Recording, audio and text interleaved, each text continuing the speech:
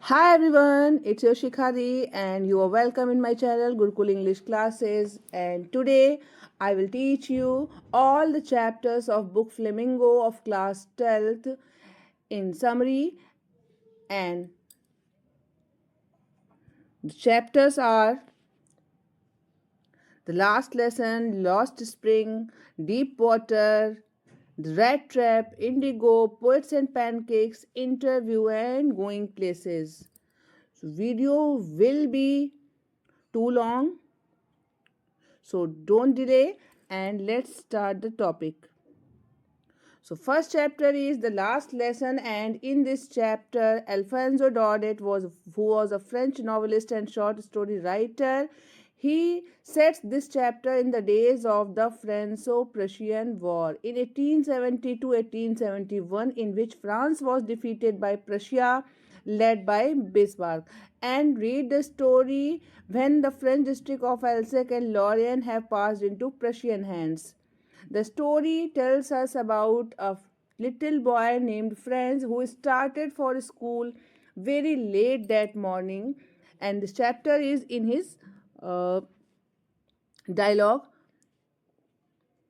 I started for school very late that morning and was in great dread of a scolding, especially because Mr. Hamel was a teacher of Franz. Poor Franz did not know even now a single word about participle and was afraid of a scolding from his teacher. On his way to school, Franz passed the town hall and noticed a crowd in front of the bulletin board. For the past 2 years, all the bad news had come from it. So he was hurrying past, but Watcher, the blacksmith, called out to him and said him, "Don't go so fast, bub. You will get to your school in plenty of time." When Franz reached the school, he was very surprised to see that everything was quiet in the class. Franz noticed that all of his classmates were already in their seats, and what surprised and confused him was that instead of scolding him, Mr. Hamel spoke very kindly to him and told him to take his seat. Franz noticed that Mr. Hamel was wearing a special dress which he wore only on a special occasion, so he was also surprised to see the village people sitting quietly on the back benches. Here you can see he was Hauser and reading the paper. Because of the strange behavior of the class, Franz thought what was happened.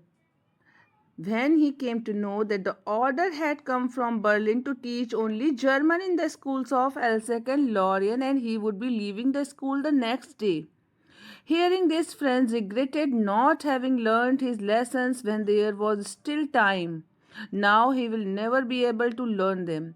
He had wasted his time away from the class engaging in useless activities. And it was in honor of his last lesson that he had put on his fine clothes, and the village people had gathered there to express their gratitude towards Mr. Hamel and to show their respect for their country and their language. When Mr. Hamel started to teach, he said, "My children, this is the last lesson I shall give you. The order has come from Berlin to teach only German in the schools of Alsace and Lorraine. The new master comes tomorrow. This is your last French lesson." Oh, the wretches, that was what they had put on a bulletin board. Mr. Hamel then talked about the French language. He called it the most beautiful language of the world. He said that the people of France to treasure their language. Mr. Hamel opened a grammar book and taught them their last lesson. Franz was amazed to see how well he understood everything. Franz thought that probably he never paid much attention in the class and that Mr. Hamel had never explained everything with so much patience. After that, they had a lesson in writing. For 40 years, he had given his faithful service to the school. Everybody became emotional towards the end, but Mr. Hamel had the courage and patience to hear every lesson to the last. At last time, he turned to the blackboard and wrote as large as he could. And what he write? Yes, Vive la France, which means long live France. He then dismissed the class, signaling everyone to leave. Without made a gesture to us with his hand, school is dismissed, you may go. And this is the chapter, the last lesson. And now we will read the second chapter, and that is The Lost Spring.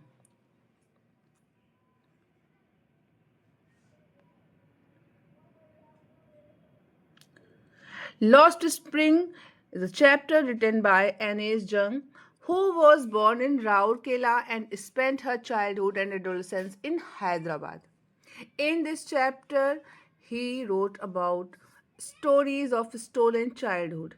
Here she analyzes the grinding poverty and traditions which condemn these children to a life of exploitation. This chapter is divided into two parts. Sometimes I find a rupee in the garbage is the first part, and the second is want to drive a car. So let's start. The author met Sahib and his friends searching for gold in the garbage dumps of her neighborhood. Sahib and his family hailed from Bangladesh. They were refugees and had left their home a long time ago. Storms washed away their fields and homes. The author asked Sahib, "Why do you do this?" And he replies that there is no school in his neighborhood. After some month of knowing Sahib, the author asks his full name. The author notices the irony in Sahib's name. Sahib-e-Alam was his full name, which means Lord of the Universe. Unaware of the meaning of his name, Sahib roams with his gang barefoot on the streets. The author curiously asks why they don't wear slippers. One replies that it is a tradition and not lack of money. Annie wonders if this is just an excuse to explain away a perpetual state of poverty. Garbage is gold for rag pickers. The author's acquaintance with the rag pickers takes her to Simapuri. And what is Simapuri? Simapuri is a place on the periphery of Delhi, yet miles away from it. Metaphorically, those who live here are squatters who came from Bangladesh back in 1971. They live in a very poor condition in mud structures with roofs of tins and tarpaulin. These children became partners in survival, which means rag picking. Over the years, rag picking has become an art. Garbage is gold to do these rag pickers as it is their only support and means of income. For parents, it is the source of their livelihood, providing them with food and shelter. And for children, it is wrapped in wonder.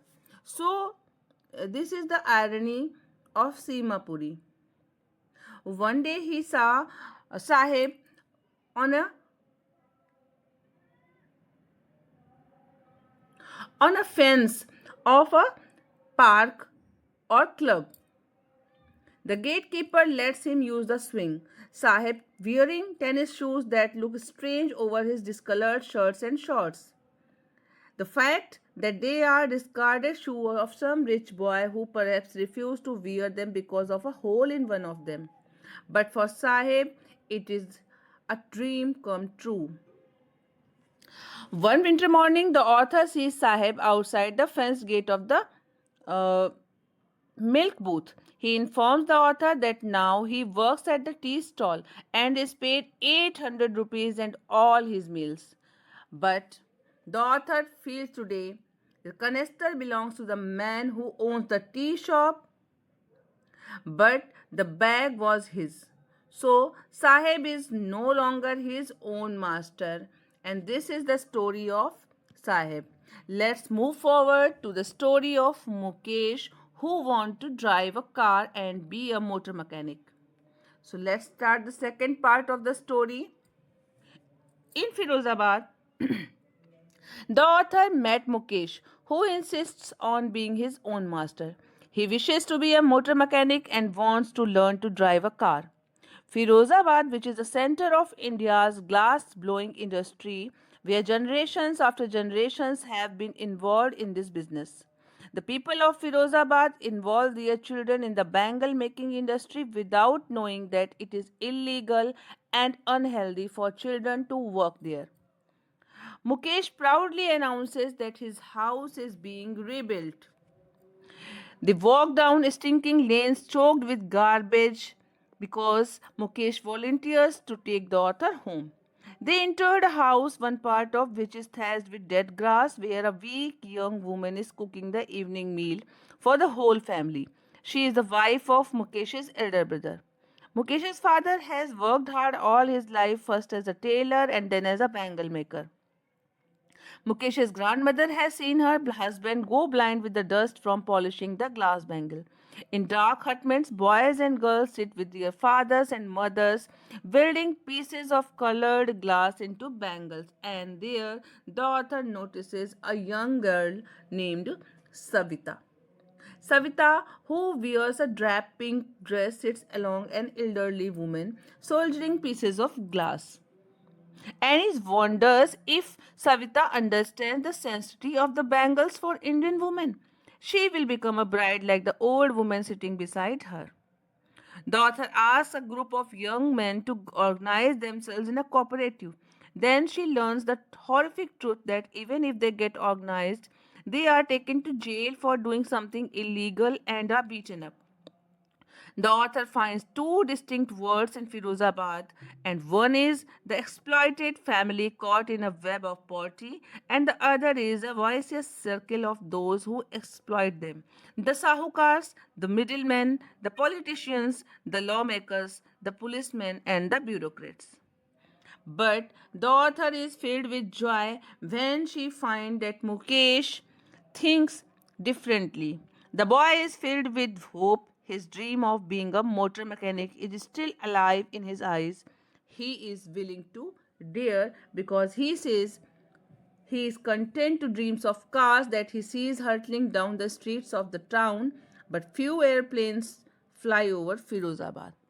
So this is the chapter The Lost Spring. And now we will move forward to another chapter, and that is Deep Water. Deep Water. This is the story of William Douglas. After graduating with a Bachelor's of Arts in English and Economics, he spent 2 years teaching high school in Yakima. However, he got tired of this and decided to pursue a legal career. So he wrote in this story about his own incident. So this is the autobiographical part of the selection is used to support his discussion of fear. So let's start and know about the chapter Deep Water. The narrator recalls a horrific incident that happened to him when he was 10 or 11 years old. He had decided to learn swimming. The narrator developed an aversion to water at the age of 3 or 4 when his father took him to the beach in California. The waves knocked him down. He was terrorized by the strong force of the waves, but his father had only laughed. Here you can see the Yakima River's map. This is the map of Yakima River. He's told about his own story at so he started to go into a pool which is YMCA. He tried to learn swimming by uh, imitating the other boys. He went to the pool one day and found that no one else was there. He was sitting on the side of the pool when a big bully came. Here he uh, described him. He was a 18 years old guy. He had thick hair on his chest. He was a beautiful physical specimen with legs and arms that showed rippling muscles. He yelled, "Hi, Skinny, how had you like to be ducked?" With that, he picked him up and tossed him into the deep end. And this is the sorrow of his life. The narrator was frightened but made a plan to save himself. When his feet would hit the bottom, he would make a big jump, and with all his strength, he made a spring upward. But it's not happened. He was suffocating and tried to yield, but no sound came out. He was still underwater. His all jumps went in vain. Douglas described how fear paralyzed him, his arms, his legs stopping moving. He tried to call for his mother, but nothing happened. Suddenly, Douglas found himself coming out of the water. All his efforts ceased and his body went limp. The next thing he remembers was lying on his stomach beside the pool and vomiting. Douglas could not eat that night and never went back to the pool. He feared water and avoided it. This handicap stayed with him as years rolled by. Finally, Douglas decided to get a swimming instructor. So he hired an instructor who put a belt with a rope around Douglas. This rope went through a pulley. The instructor held on the other end of the rope. Each time the instructor reached and but as soon as Douglas went underwater, some of the old terror returned and froze his legs. It took him 3 months to get over his fear. But at last, piece by piece, bit by bit, he built a swimmer out of Douglas. So Douglas, after the training was finished, Douglas wondered if he would be terror stricken. So he went here and there. He started to go for swimming. The old sensation came back to haunt him, but this time Douglas was strong and he said, "All we have to fear," he said. "Well, Mr. Terror, what do you think you can do to me?" It fled and I swam on. So he wrote about a proverb told by Roosevelt when he said, "All we have to fear is fear itself." So, because he had experienced death and the terror that it could produce, his will to live somehow grew in intensity. So, this is the chapter Deep Water, a short lesson. But next, we move forward to a chapter The Rat Trap.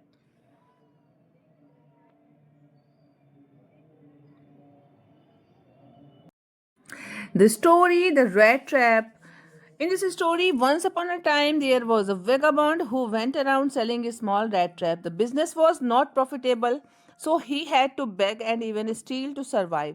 While he was engrossed in the thoughts about rat traps, one day a thought came to his mind that the world was a big rat trap. What do you think about this? The world was a big rat trap. No one can imagine how sad and monotonous life can appear to such a vagabond who plods along the road. It offered comfort and joy just like the rat trap offered cheese and pork. As soon as a rat was tempted to touch the bait, it trapped him. So one dark evening, as he was trudging along the road, in this paragraph you can see, uh, he went to a small grey cottage seeking shelter for the night. The owner, who was not only invited him in but was happy to get someone to talk to. The crofter was very talkative and informed the peddler that he worked at the Ramsau ironwork. Now his cow supported him. He even shared the fact that he had earned 30 kroner by selling the cow's milk. The crofter showed him the money also, after revealing where it was kept. Next day, both left the cottage. The crofter went to milk his cow, and the peddler went to his way. But half an hour later, the peddler returned. He went up to the window and smashed a pane and took out the 30 kroner from the pouch in which they were kept. Thus, he theft the owner of the house who gave him shelter. The vagabond avoided the public highway and turned into the wood as he felt he would be safer and no one would be able to catch him. All at once he recalled his thoughts about the world being a rat trap. Now he had let himself be fooled by the bait and had been caught in a rat trap. Finally, the peddler was so overwhelmed with exhaustion that he sank down to the ground. Just then he heard the sound of the regular thumping of a hammer. It was late in December, darkness was already descending over the forest, so he realized that the sound was coming from an iron mill, and he walked to the direction of the sound. where he found a large plant with a smelter, rolling mill, and forge. Soon the iron master came into the forge for his inspection and noticed the peddler. The iron master tried to comfort the peddler, but the tramp constantly refused to go with him. So he called his daughter Edla, who came to the ironwork. She found the man alarmed and frightened. She tried to comfort him because her father thought him his old friend. She came and being very friendly and kind to the peddler and invited him to her home for Christmas Eve. The Iron Master was happy that he would be spending his time with an old friend. Edla said that she was doubtful about the peddler. Just then the door opened and a stranger entered the room by well grooming. So the Iron Master now realized that the tramp was no friend of his. The peddler explained that he never said to the Iron Master that I am your old friend Neil Olof. He had even pleaded and begged for not coming to the manor house. The Iron Master said that the peddler had not been very honest and he would went away from his home. But Edla, being very kind, and stopped him for the Christmas Eve. The next morning, the iron master and his daughter went to the church for Christmas service, leaving the peddler at home. They returned home, and Edla was very sad because at the church they had learned that the rat trap peddler had robbed an old crafter who stayed him in his home. So Edla became afraid. They thought that by the time they would reach home, the peddler would have escaped with all their silver and other valuable items. When they got home, the iron master asked the valet, means the servant of the house, if the peddler was still there. The valet informed him that the fellow had left, but he had not taken anything with him. Instead, he had left something for Edla. Edla opened the package and found a rat trap. In the rat trap was three wrinkled 10 kroner notes and a letter. And the letter was, the rat trap is a Christmas present from a rat who would have been caught in this world's rat trap if he had not been realized to captain, because in that way he got power to clear himself. Written with friendship and high regard, Captain Von Stale. So, this is the story of the rat trap in which the old peddler was a Captain Von Stale. And this is revealed only after the story is ending. So, how is the chapter? Please comment. And now we will move forward to the next chapter, and that is the most important chapter of the book, and that is Indigo.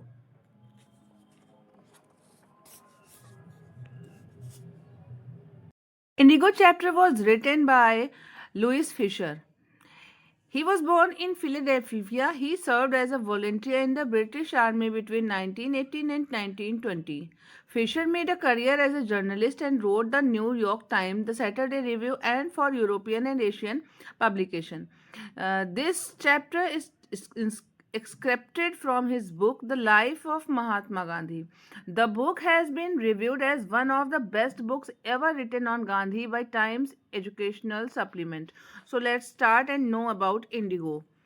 The incident occurred in 1917 when Gandhiji had gone to the December 1916 annual convention of the Indian National Congress Party in Lucknow, where a peasant came up and looking like any other peasant in India, poor and emaciated, and said, I am Rajkumar Shukla, I am from Champaran, and I want you to come to my district.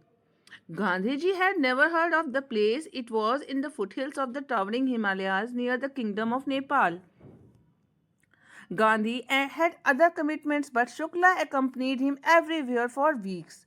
Gandhiji was very impressed by his tenacity and agreed to accompany him to Champaran. But he told Shukla he had an appointment in Kanpur and was also committed to go to other parts of India. Let's see the spelling of Kanpur, Cawnpore.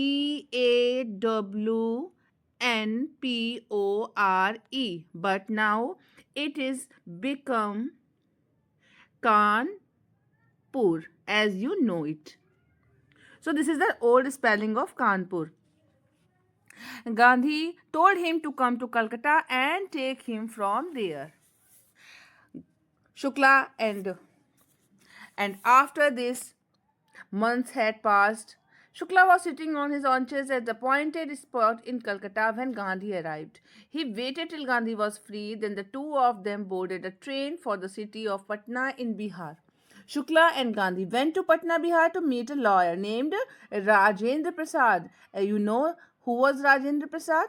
Yes, he was the first president of India, Rajendra Prasad, the man who later became the president of the Congress party and of independent India became the president.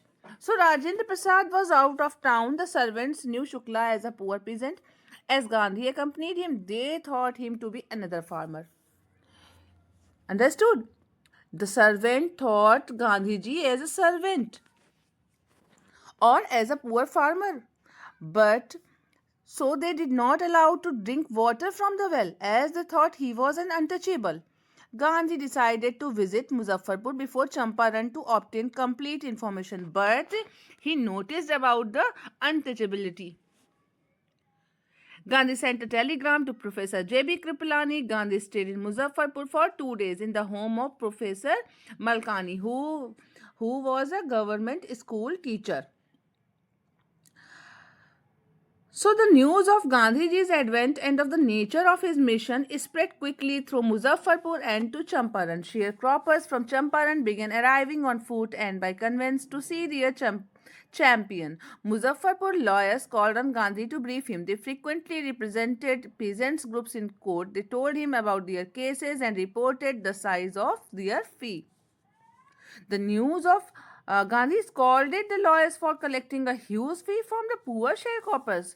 He said, I have come to the conclusion that we should stop going to law courts. Taking such cases to the court does little good. Where the peasants are so crushed and fear stricken, law courts are useless. The real relief for them is to be free from fear. Most of the land fit for cultivation in Champaran was divided into large estates. We came to know about the sharecropping arrangement. What was the sharecropping arrangement in Champaran? Englishmen forced the Indian tenants to plant 15% of their holding with indigo and surrender the entire indigo harvest as rent. After the landlords learned that Germany had developed synthetic indigo, they asked for compensation from the sharecroppers for being released from the 15% arrangement. The sharecropping arrangement was irksome and so many peasants signed willingly. So some of them engaged lawyers. Meanwhile, the news of synthetic indigo reached the sharecroppers and they felt cheated, unhappy and then become resentful. They wanted their money back. When Gandhi arrived in Champaran and visited the secretary of the British Landlords Association in order to piece together all the facts, the secretary told him that no information would be given to an outsider because he thought that Gandhiji was an outsider. Gandhi answered that he was no outsider. He then visited the British commissioner. Gandhi reported that he was bullied and asked to leave Tirhut. Gandhi proceeded to Motihari, the capital of Champaran. A very vast multitude greeted him. Using a house as headquarters, he continued his investigations. A report came that a peasant had been maltreated in a nearby village. Gandhi decided to check the matter himself. On the way, he was ordered by a police superintendent messenger to return to the town. So, Gandhi received a summons to appear in court the next day. So he was served with an official notice to quit Champaran. Gandhi signed a receipt of the notice and further wrote that he would disobey the order. And this was the disobedience. Gandhi telegraphed Rajendra Prasad to come from Patna with influential friends. Next day, several thousand peasants reached Motihari and started demonstrating around the courthouse.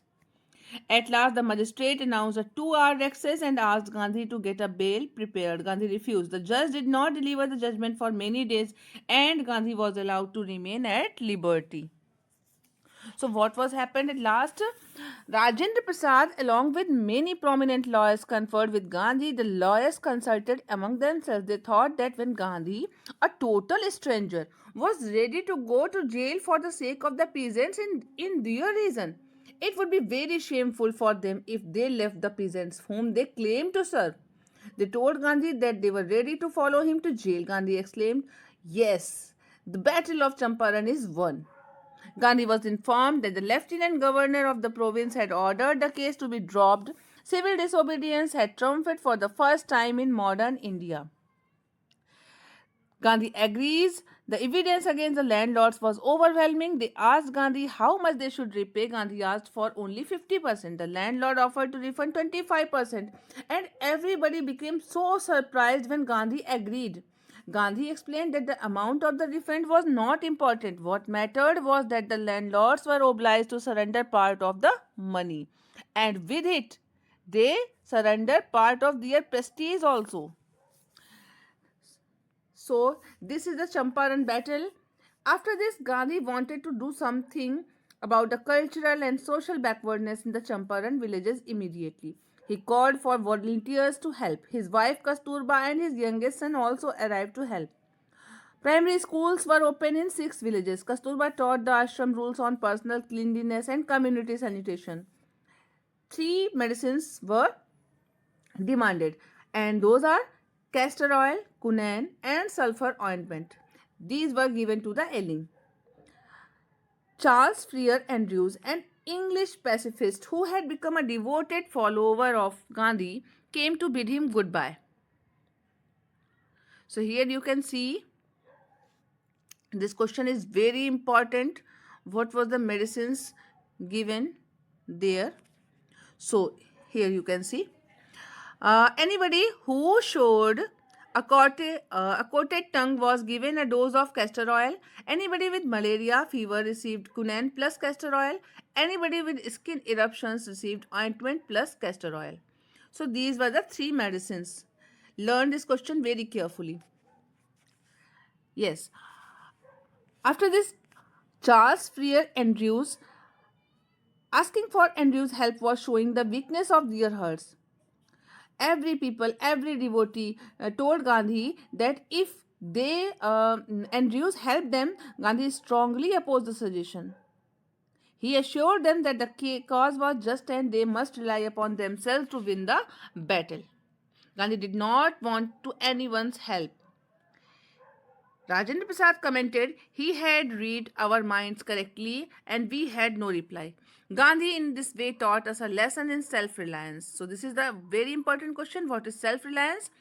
Self-reliance, Indian independence and help to sharecroppers were all bound together and they become very necessary for the free India. So this is the most important chapter of your book Flamingo. So learn it, understand it and learn the summary of the chapter. Okay, this will help you to answer the questions. So move forward and read next chapter, and that is Poets and Pancakes. Poets and Pancakes, written by Ashoka Mitran, a Tamil writer, recounts his years at Gemini Studio in his book My Years with Boss, which talks about the influence of movies on every aspect of life in India. So, this chapter is taken from his book My Years with Boss. Pancake. What is the pancake? Pancake was a brand name of the makeup material that Gemini Studio bought in truckloads. You believe it? Makeup material that Gemini Studios bought on truckloads. Greta Garbo must have used it, Miss Gauhar must have used it, Vajanti Mala must also have used it, but Rati Agnihotri may not have even heard of it. The makeup department of Gemini Studio was in a building which was said to be Robert Clive's erstwhile stable. In this studio, the makeup material referred to as pancake, which was used profusely. The makeup room looked like a hair cutting salon. It was filled with large mirrors and flooded with lights at all angles. As you see, the makeup room had the look of a half a dozen large mirrors and were all incandescent lights, so you can imagine the fiery misery of those subjected to makeup. Initially, it was headed by a Bengali. He was succeeded by a Maharashtrian who was assisted by a Dharwar Kannadiga. Then, different people belonging to different states occupied the position. As you know, Bollywood is the only place where all the religions, all the castes are equal. An elaborate division of work marked the makeup department. The chief makeup man dressed up the actors in lead roles. His senior assistant looked after the second hero and heroine, while the junior assistant took charge of the main comedian. The players who played the crowd were looked after by the office boy of the department. The office boy was a man in his early 40s. He joined the studio years back and aspired to be a top film star or top screenwriter, director, or lyric writer. He also wrote poetry. The narrator's work was to cut newspaper clippings and store them in file. The office boy often came to his cubicle to vent out his feelings of frustration and irritation leading out of his failure. The narrator mentions here the office boy named Subbu. Kothamangalam Subbu. He was the number 2 at Gemini Studio. According to the office boy, Subbu did not deserve anything because he was neither well educated nor had any exceptional talent. His only quality was being a Brahmin. Subbu could offer countless solutions to the problems of the producers of a film. Although he was capable of writing on intricate topics, he wrote poetry for the masses. His success in films overshadowed his literary genius. The story department comprised of a lawyer and a group of writers and poets besides Subbu. The lawyer was the legal advisor, but everybody referred to him as the illegal advisor. The legal advisor looked different from the other members of his department as he wore pants and tie while they were khadi dhotis and white khadi shirt. Gemini Studio was a favorite among the poets of that time. It had an excellent mess which supplied good coffee almost round the clock. Most of the people at the studio wore khadi and greatly appreciated Gandhiji. All of them opposed communism. The Gemini Studio was a host to Frank Buchman's Moral Rearmament Army or the MRA which visited Madras in 1952. Here are many names who were come to Gemini Studio. The MRA presented two plays, Jotham Valley and The Forgotten Factor. The Gemini family, comprising of 600 members, saw the players repeatedly. Soon, another visitor was going to visit the Gemini Studio. The narrator then refers to another event, a short story contest to be organized by a British periodical by the name The Encounter. And there was almost no information about the periodical in the library, and even the few copies found looked untouched. He checked at the British Council Library and found out that the editor's name was Stephen Spender. As soon as the narrator recalled that this was the same editor who was a guest at the Gemini Studio when he came with Rearmament Army. Some years after leaving his job at the Gemini Studio, the narrator bought a low-priced copy of a book, The God That Failed, released on the 50th anniversary of Russian Revolution. It was a compilation of 6 essays by 6 different authors on their journey into communism and their disappointed return. Stephen Spender was one of the contributors. The narrator instantly recalled Stephen Spender's visit to the Gemini Studio. So, the mystery was finally solved.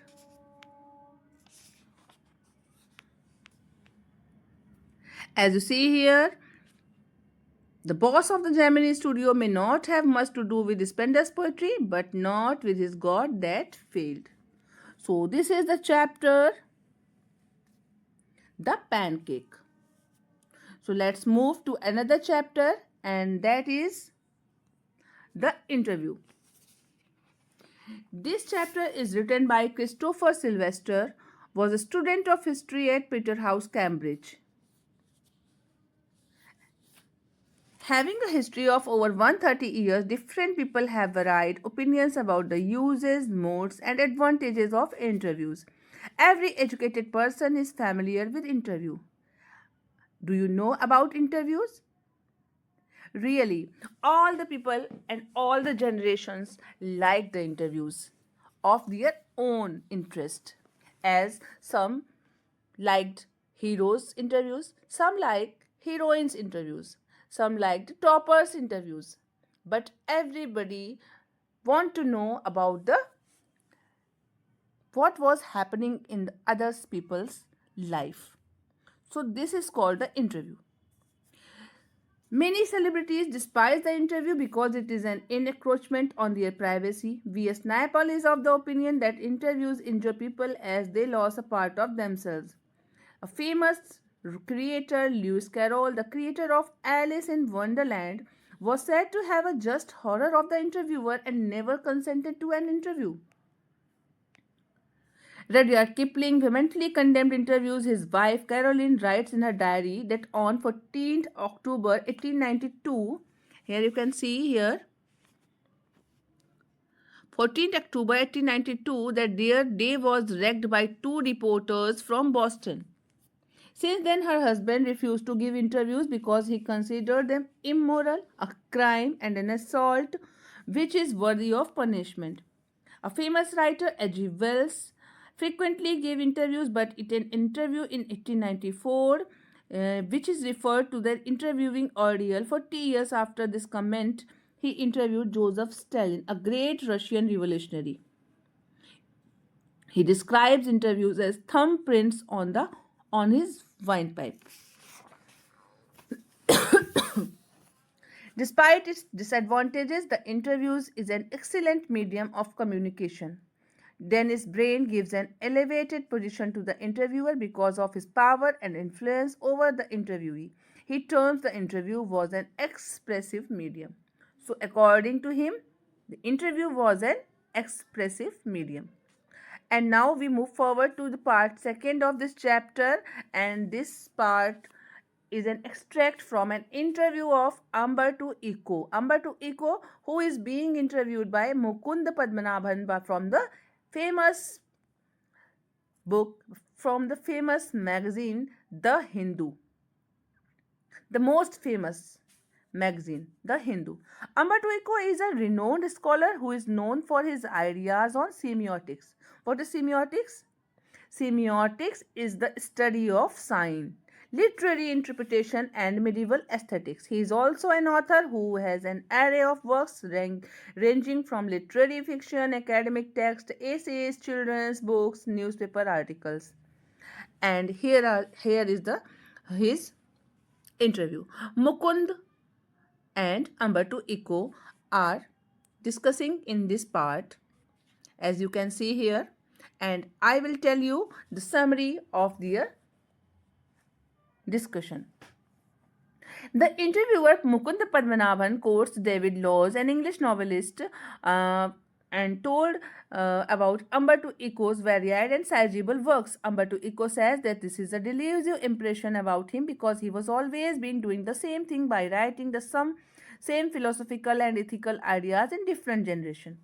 His book, The Name of the Rose, which sold a staggering 10 million copies, became very famous.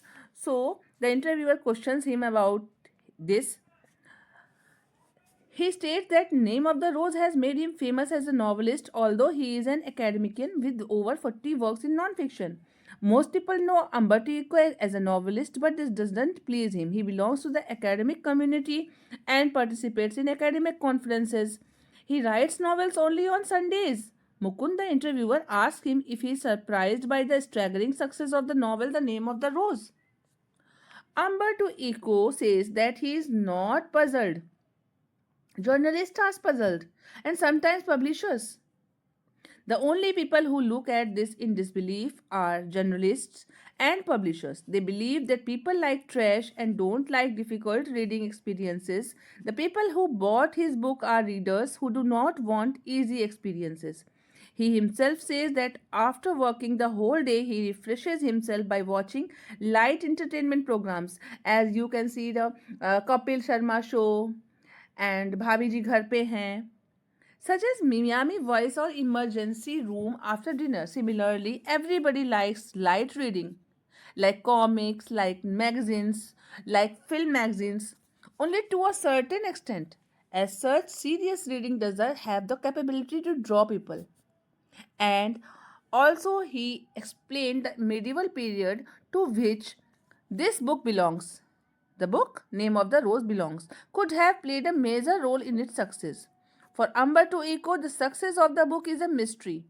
His American publisher had told her that the book was not expected to sell more than 3,000 copies in a country where no one has seen a cathedral or studied Latin. If he had written in 10 years earlier or 10 years later, it might have been such a remarkable success story. So, you see the interview, Christopher Sylvester's part 1 and part 2. Questions from this chapter are most important. I will tell you. The main question is, what made the American publisher think that the novel The Name of the Rose would not sell in America, and what actually happened? What was the secret of its success? It is the most important question for CBSE class 12th in 2026. And one more question. Do you think Umberto Eco likes being interviewed? Give reasons for your opinion. Okay, so move forward and read the last chapter of the book Flamingo Going Places. This chapter is written by A.R. Barton, who is a modern writer who lives in Zurich and writes in English. In this story, Going Places, Barton explores the theme of adolescent fantasizing and hero worship. Two lead Sophie and her best friend Jancy were returning home from school. Sophie tells Jancy that she dreams of owning a boutique after leaving school. Jancy tries to reason that such a thing requires a lot of money. Sophie replies that she would become a manager till then and save the money needed for the boutique. Jancy again contradicts her childish dreams by saying that she will not be made a manager straight off. Jancy knows that they both are destined to work in the biscuit factory because they belong to a very poor family. She wishes that Sophie too comes down to reality, but this doesn't bother Sophie, who quite suddenly says that she would also become an actress. Jancy advised that she should not indulge in fantasy. While Sophie is entering in her house talking about money and her fame, Jancy reports by saying that if she ever manages to get some money, she should buy a decent house first. So Sophie came into reality when she entered in her house. Her little brother Derek mocks her by saying that she thinks money grows on trees.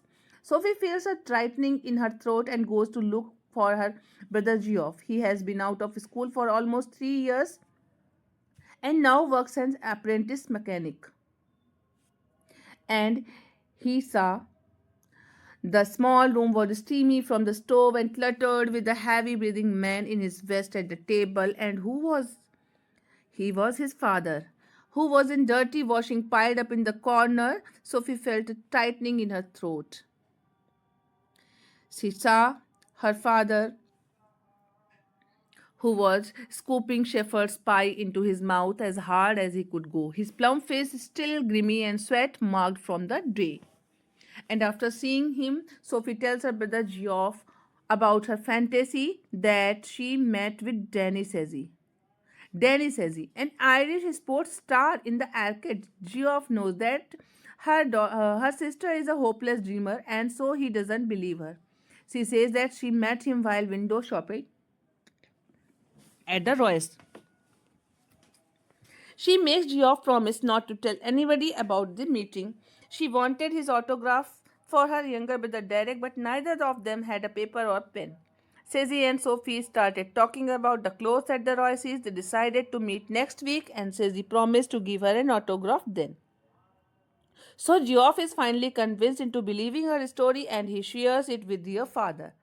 Her father disbelief annoys her, and he warns Sophie that one day she will land herself in trouble because of her wild stories. After this,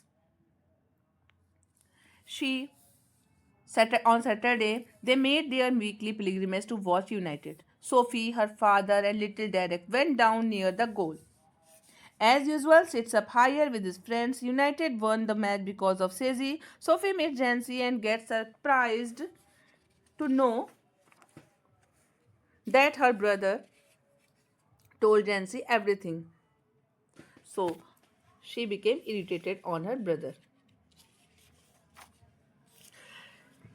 When she gets angry with Geoff for blurting out her secret with Jancy, Sophie explained to Jancy that the meeting was incidental and she doesn't want anybody to know about it. Sophie glared at the ground, damned at Geoff. This was a Geoff thing, not a Jancy thing. It was meant to be something special just between them, something secret. Sophie is now at the canal waiting for Danny. While waiting, she imagines Sezi coming along the river. When after some time she does not see Sezi, she realizes the reality. The thought of his not coming starts making her sad. Sophie gets miserable at the thought of explaining all this to her family. Sophie became very upset. She again dreams of meeting Sezi at Royce's. She asks for an autograph, but they don't have a pen. She imagines his physical appearance. She fails to differentiate what was her dream and what was the reality. As Sezi was quite young, Sophie idolized him as her hero. She saw him in a match, and in fact, this was the only time she had seen him. So, this is the fully fairy tale of Sophie's daydreaming of Danny Sezi. So, this is the last chapter of your book, and after this chapter, I will close the book Flamingo. Please listen all the summaries carefully and share it with your friends. Subscribe my channel and don't forget to press the bell icon. Thank you. Thank you for your support and thank you for your watching. Tata, bye bye, and take care.